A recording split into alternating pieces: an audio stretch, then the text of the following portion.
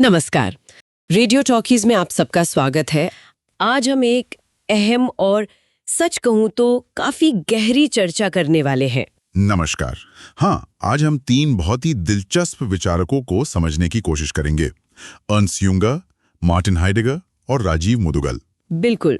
और देखेंगे कि टेक्नोलॉजी, हमारा वजूद मतलब हमारा होना, और ये जो आज की दुनिया है, इस पर उनके क्या विचार थे। और इसके लिए हमारे पास एक काफी अच्छा सोर्स है, एक दस्तावेज जिसका टाइटल है फ्रॉम डोमिनियन टू प्रेजेंस। इसमें इन तीनों की जो मुख्य किताबें हैं उनका सार है। हाँ, जैसे युंगर की द वर्कर, हाइडेगर की अहम किताबें जैसे बीइंग इन टाइम और टेक्नोलॉजी पर उनका निबंध, और राजीव मुदुगल की हालिया त्रयी भी। जी, the gods have gone silent, the light of light और रिफ्लेक्शंस इन द रिवर। तो आज हम समझने की कोशिश करेंगे कि ये विचारक टेक्नोलॉजी के बढ़ते असर को, इंसान के बदलते हुए अस्तित्व को और आज की जो चुनौतियां हैं उन्हें कैसे देखते हैं। और खासतौर पर यह भी देखेंगे कि क्या राजीव मुदगल का जो नजरिया है, जो शायद भारतीय दर्शन से जुड़ा है, वो कोई अलग, कोई नई राह दिखाता है इन मुश्किलों से निकलने की। हाँ, तो चलिए शुरू करते हैं ये वैचारिक यात्रा। सबसे पहले बात करते हैं अर्नस्ट युंगर के। उनकी किताब द वर्कर आई थी 1932 में, काफी पहले। उन्होंने क्या देखा था उस समय? युंगर ने उस समय मतलब पहले विश्व युद्ध के बाद एक बहुत बड़ा बदलाव महसूस किया। उन्होंने कहा कि वो पुरानी बुर्जुआ दुनिया जो इंडिविजुअलिज्म और सुरक्षा पर टिकी थी, वो खत्म हो रही है। उसकी जगह ले रहा था एक नया मानव प्रकार, एक नया गेस्टाल्ट, कर्मी, द वर्कर। और इसके पीछे थी एक जबरदस्त ताकत जिसे वो कहते थे संपूर्ण गतिशीलता या टोटल मोबिलाइजेशन। मतलब युद्ध, टेक्नोलॉजी, ग्लोबलाइजेशन, ये सब मिलकर समाज को एक काम की दुनिया या वर्क वर्ल्ड में बदल रहे हैं। और इसे ड्राइव क्या कर रहा है? नीचे की सत्ता पाने की इच्छा, विल टू पावर। जुंगर के हिसाब से यही वो ताकत है जो इस नई दुनिया को चला रही है। इसका मतलब क्या था? इसका मतलब था कि सब कुछ, पूरा समाज, हर इंसान, टेक्नोलॉजी, अर्थव्यवस्था, सब एक ही दिशा में एक ही मकसद के लिए जुट गए हैं, जैसे एक विशाल मशीन चालू हो गई हो। और वो मकसद क्या था? मकसद था ताकत हासिल करना, प्रभुत्व जमाना, प्लैनेटरी डोमिनियन जैसा वो कहते हैं। इसमें व्यक्ति की निजी इच्छाएं, उसकी भावनाएं, वो सब पीछे छूट जाती हैं। काम, फंक्शन, एफिशिएंसी, वो सबसे जरूरी हो जाता है। तो ये वर्कर कोई फैक्ट्री वर्कर नहीं है? नहीं, बिल्कुल नहीं। ये एक मानसिकता है। ये वो इंसान है जो खतरे से भागता नहीं बल्कि उसे फेस करता है। उसकी पहचान यूनिफॉर्म से है, उसकी भूमिका से है, न कि उसकी अपनी सोच से। एक तरह का मतलब सामूहिक मास्क। और ये किसी खास राजनीतिक सिस्टम तक सीमित नहीं था? नहीं, युंगर ने देखा कि चाहे वो जर्मनी का नाजीवाद हो, रूस का कम्युनिज्म हो या अमेरिका का कैपिटलिज्म, सब इसी टोटल मोबिलाइजेशन की गिरफ्त में थे, सब ताकत की होड़ में थे। और इसमें टेक्नोलॉजी का क्या रोल था? युंगर के लिए टेक्नोलॉजी कोई न्यूट्रल चीज नहीं थी, कोई औजार मात्र नहीं, वो एक एक्टिव फोर्स थी। वही इस टोटल मोबिलाइजेशन को मुमकिन बना रही थी। कैसे? वो कहते थे कि टेक्नोलॉजी दुनिया के चारों ओर एक तकनीकी आभा मंडल या एक नई स्किन बना रही है। तारों का, सिग्नलों का, ट्रांसमीटरों का एक ग्लोबल नेटवर्क।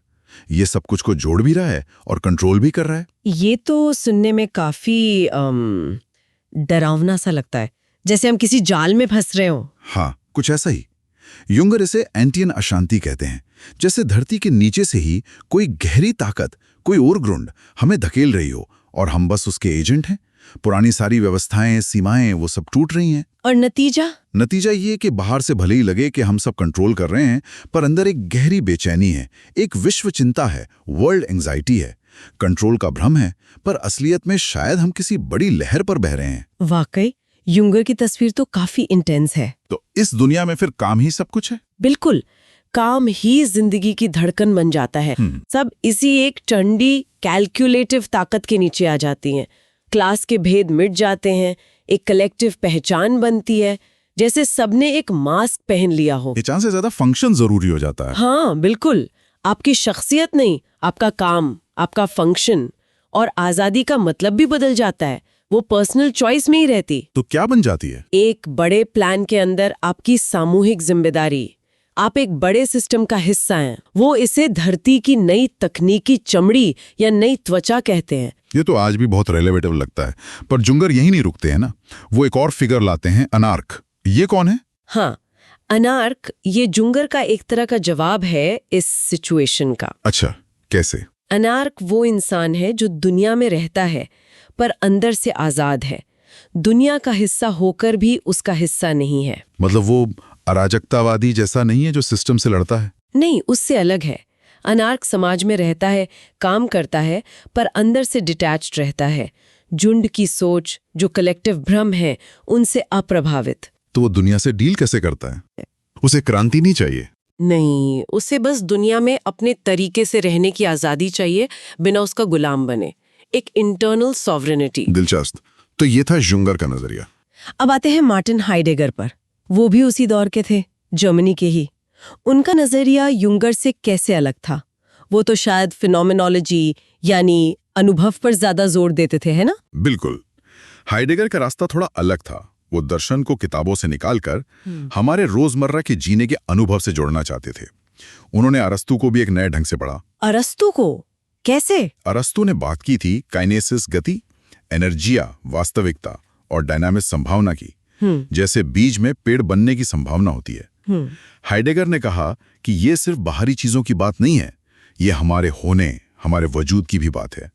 हमारा होना भी एक तरह की गति है, संभावना से वास्तविकता की ओर। और उनका वो फेमस कॉन्सेप्ट दासाइन। हाँ, दासाइन। इसका लिटरल मतलब है वहां होना, देयर बीइंग। लेकिन हाइडेगर के लिए ये सिर्फ फिजिकल मौजूदगी नहीं है, ये दुनिया में हमारी एंगेज्ड मौजूदगी है। हम कभी आइसोलेशन में नहीं होते, हमेशा दुनिया की तरफ, मतलब चीजों, लोगों, कामों की तरफ ओरिएंटेड होते हैं। ओके। हम दुनिया में फेंके हुए हैं, ऐसा वो कहते थे, और यहीं इसी दुनिया में चीजें हमें समझ आती हैं, खुलती हैं। इसे वो लिखतुंग या क्लियरिंग कहते थे। ये सब हमारे प्रैक्टिकल कंसर्न, हमारी भाषा, इन सब के जरिए होता है। तो फिर हाइडेगर ने युंगर की संपूर्ण गतिशीलता और टेक्नोलॉजी के इस प्रभुत्व को कैसे देखा? क्या वो इससे सहमत थे? हाँ, वो युंगर के डिस्क्रिप्शन से सहमत थे कि टेक्नोलॉजी दुनिया पर हावी हो रही है, लेकिन उन्होंने इसकी जड़ को कहीं और देखा। वो इसे इंसान की जीत या ताकत का नतीजा नहीं मानते थे। तो फिर क्या मानते थे? उन्होंने इसके लिए एक शब्द इस्तेमाल किया, गेस्टेल। गेस्टेल, इसका अनुवाद करना मुश्किल है, पर मोटा मोटा मतलब है एनफ्रेमिंग या ढांचा। ये होने का एक तरीका है, वजूद का एक ढंग जो आज हम पर हावी हो गया है। एनफ्रेमिंग, ये क्या है, थोड़ा और समझाएंगे? गेस्टेल वो नजरिया है जो हर चीज को, हर सत्ता को, चाहे वो नदी हो, पहाड़ हो, जंगल हो या इंसान हो, सबको सिर्फ एक रिसोर्स के तौर पर देखता है। एक स्टैंडिंग रिजर्व, बिस्टांड के तौर पर, जिसे हम अपने इस्तेमाल के लिए ऑर्डर कर सकते हैं, एक्सप्लॉइट कर सकते हैं। अच्छा, जैसे नदी सिर्फ बिजली बनाने के लिए है। बिल्कुल। या जंगल सिर्फ टिम्बर के लिए, इंसान सिर्फ ह्यूमन रिसोर्स है। हाइडेगर कहते हैं कि मॉडर्न टेक्नोलॉजी का एसेंस यही गेस्टेल है। ये दुनिया को उसकी समग्रता में, उसके रहस्य में नहीं देखती, बल्कि उसे एक कैलकुलेबल, मैनेजेबल भंडार में बदल देती है। तो युंगर का जो वर्कर था, जो दुनिया पर हावी होना चाहता था, उसके बारे में हाइडेगर क्या सोचते थे? हाइडेगर का मानना था कि युंगर का वर्कर भी इसी गेस्टेल के लॉजिक में फंसा हुआ है। वो भी दुनिया को एक रिसोर्स की तरह देख रहा है, जिसे अपनी मर्जी से बदलना है। ये तो मेटाफिजिक्स की, मतलब पुरानी पश्चिमी सोच की पराकाष्ठा है, उससे मुक्ति नहीं। तो युंगर की ताकत और कंट्रोल वाली अप्रोच हाइडेगर को सही नहीं लगी? नहीं, हाइडेगर ने युंगर की बेचैनी में होने की पुकार तो सुनी, लेकिन उन्हें लगा युंगर का जवाब अभी भी ह्यूमन सेंट्रिक है, इच्छा शक्ति पर आधारित है। तो हाइडेगर का क्या सुझाव था? अगर गेस्टेल समस्या है तो रास्ता क्या है? हाइडेगर ने एक अलग तरह के रवैये का सुझाव दिया, गेलासनहाइट। इसका मतलब है रिलीजमेंट या लेटिंग बी, एक तरह की निर्लिप्तता, धीरज, चीजों को काबू करने की कोशिश छोड़कर उनके प्रति खुला रहना। मतलब टेक्नोलॉजी का विरोध ना करे? विरोध नहीं, बल्कि उसके एसेंस को समझें और उसके खिंचाव में बहने जाएं।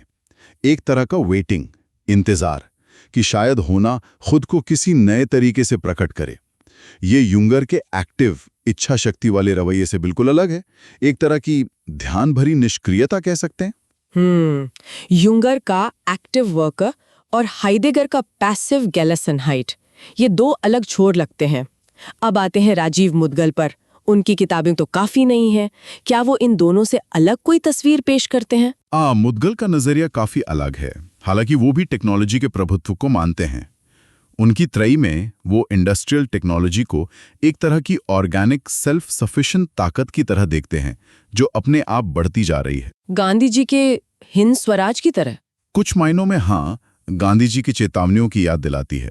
पर मुदगल कहते हैं कि ये किसी खास आइडियोलॉजी से नहीं आई, बल्कि इतिहास में धीरे धीरे ऑर्गेनिकली विकसित हुई है। इसलिए इससे लड़ना या इसे तोड़ना लगभग नामुमकिन लगता है। मतलब हम फंस चुके हैं एक तरह से। मुदगल कहते हैं कि इसका विरोध करने वाले भी अक्सर अनजाने में इसी सिस्टम को मजबूत कर देते हैं, लेकिन वो समस्या की जड़ टेक्नोलॉजी से भी गहरी मानते हैं। कहाँ देखते हैं वो जड़? उनकी पहली किताब the gods have gone silent में वो कहते हैं कि आज एक इंडस्ट्रियल इंटेलिजेंस हावी हो गई है। ये हर चीज को नापती है, तौलती है, टुकड़ों में बांटती है। इसने आस्था और समग्र दृष्टि की जगह ले ली है। और इसका नतीजा? नतीजा है आध्यात्मिक खालीपन और सामाजिक अव्यवस्था, जिसे वो अनुरित कहते हैं, यानी सत्य या व्यवस्था का अभाव। वो कहते हैं कि एआई और मशीनें रियलिटी को सिम्युलेट तो कर सकती हैं, पर सत्य को नहीं समझ सकती। सत्य, ये एक महत्वपूर्ण शब्द लगता है उनके काम में। ये क्या है? सत्य का मतलब है सत्य, होना, अस्तित्व। ये वो सबसे बुनियादी निर्विवाद उपस्थिति है जो हर समझ, हर नापतोल से पहले है। ये बस है। जैसे ये एहसास कि आप हैं, मैं हूं, ये कमरा है। ये जो फंडामेंटल इजनेस है, यही सत्य है। ये विश्वास या व्याख्या का विषय नहीं है। ये ड्युअलिटी सब्जेक्ट ऑब्जेक्ट से परे है। ये वो अविभाज्य ग्राउंड है जिस पर सब कुछ घटित हो रहा है। और विज्ञान इसे क्यों नहीं पकड़ पाता? क्योंकि विज्ञान चीजों को ऑब्जेक्टिफाई करता है, उन्हें नापता है, टुकड़ों में बांटता है। सत्य समग्रता है, उसे आप नाप नहीं सकते। मुदगल कहते हैं कि हम पहले से ही सत्य में हैं, अस्तित्व के इस होनेपन में डूबे हुए हैं। मुदगल दो और शब्दों का इस्तेमाल करते हैं, गर्भित और संसारिक। इनका क्या मतलब है? वो कहते हैं कि हम एक साथ दो तरह की दुनिया में जीते हैं। एक तो है ये फिजिकल बायोस्फेरिक दुनिया, धरती, हवा, पानी, जिसमें हमारा शरीर है, जैसे माँ के गर्भ में। ये है गर्भित होना। और दूसरी है हमारी कल्चरल दुनिया, भाषा, परंपराएं, सामाजिक नियम, जो हमें एक खास समाज और इतिहास का हिस्सा बनाती है। ये है संसारिक होना। ये दोनों दुनियाएं हमें बनाती भी हैं और हमारी सीमाएं भी तय करती हैं। उनकी एक और किताब है रिफ्लेक्शंस इन द रिवर। उसमें कालिदास और दिंगनाग, एक बौद्ध तर्कशास्त्री, के बीच संवाद है। ये किस बारे में है? ये किताब इसी बात को एक्सप्लोर करती है कि हम रियलिटी को जानते कैसे हैं। क्या हम उसे एक कवि की तरह सीधे एक झटके में पूरी समग्रता में महसूस करते हैं, जिसे वो पोएटिक इमीडिएसी कहते हैं, या फिर हम उसे एक लॉजिशियन की तरह टुकड़ों में बांटकर विश्लेषण करके समझते हैं? और मुदगल का क्या कहना है? उनका कहना है कि आजकल ये दूसरी वाली यानी विश्लेषण वाली अप्रोच हावी हो गई है। हमने दुनिया को सीधे महसूस करने की क्षमता खो दी है। और वो सिर्फ इसी पर नहीं रुकते। वो सभी बड़े फिलोसॉफिकल सिस्टम्स, चाहे बौद्ध हों, वेदांत हों या पश्चिमी, उन्हें एक तरह का नाटक कहते हैं। नाटक क्यों? क्योंकि हर सिस्टम अपने ही बनाए हुए कॉन्सेप्ट्स और लॉजिक के घेरे में कैद है। वो रियलिटी को अपने फ्रेमवर्क में फिट करने की कोशिश करता है। लेकिन मुदगल के अनुसार रियलिटी तो बस है, जस्ट इज। उसे किसी बाहरी सिस्टम की जरूरत नहीं है उसे समझाने के लिए। मतलब ये सिस्टम्स हमें रियलिटी से दूर ले जाते हैं? हाँ, वो एक तरह का चश्मा बन जाते हैं।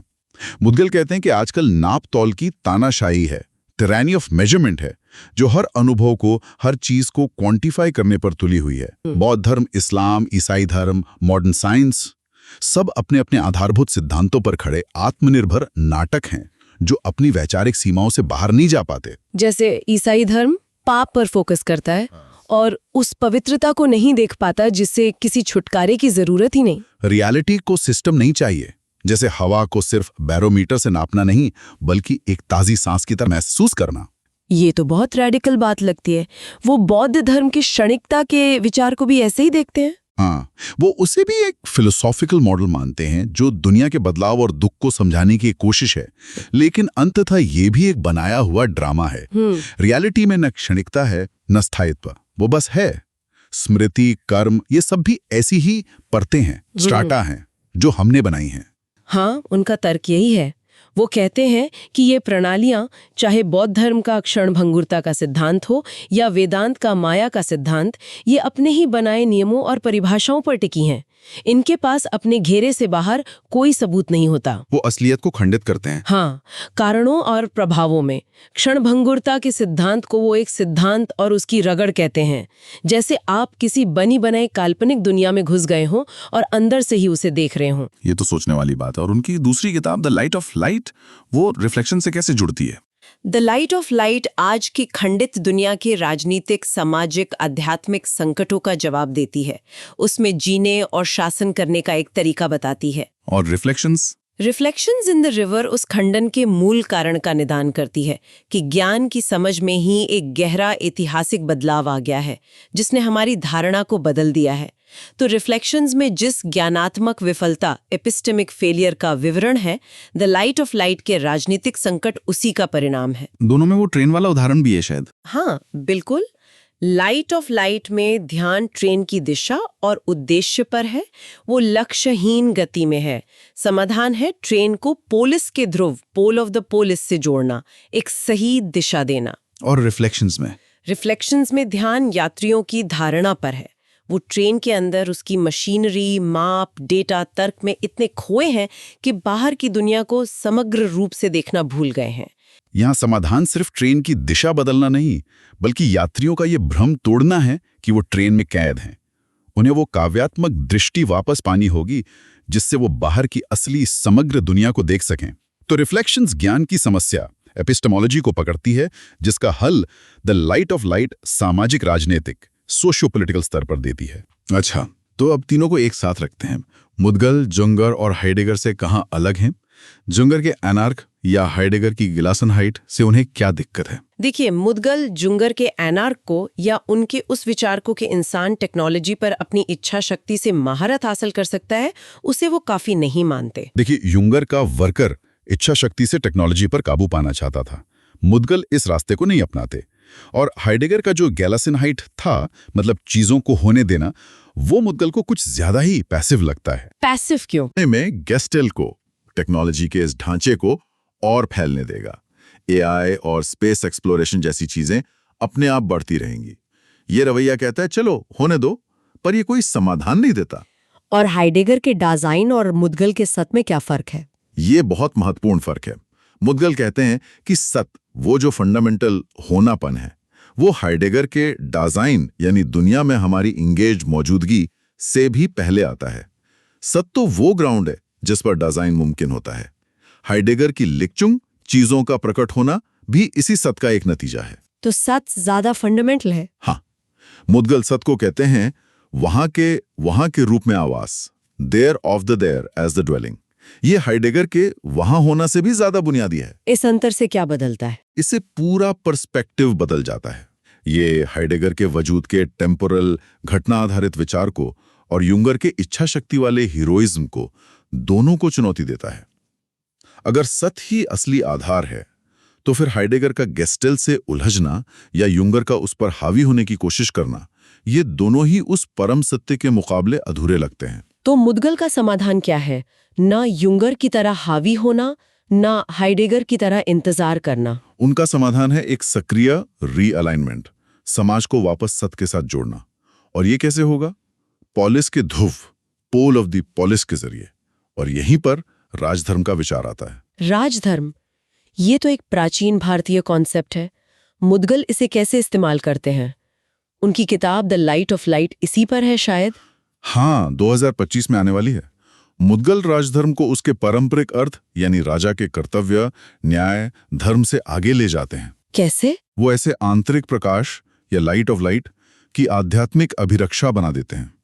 मतलब जो सत्ता में है, जो लीडर है, उसका काम सिर्फ कानून व्यवस्था बनाना नहीं, बल्कि समाज के अंदर सत्य के इस प्रकाश की रक्षा करना है, अव्यवस्था के खिलाफ। ये विचार कहाँ से आता है? इसकी जड़ें उपनिषदों में हैं, जैसे छांदोग्य उपनिषद की इंद्र विरोचन कथा, जहां इंद्र ज्ञान चुनते हैं और विरोचन भौतिकवाद। राजधर्म यहाँ व्यक्तिगत आत्मज्ञान और सामूहिक व्यवस्था के बीच का पुल है। और इसकी वैदिक जड़ें? हाँ, ये वेदों के रित से जुड़ा है, जो कॉस्मिक ऑर्डर, ट्रूथ, हार्मनी है, और जो अनृत यानी कियोस, डार्कनेस के विपरीत है।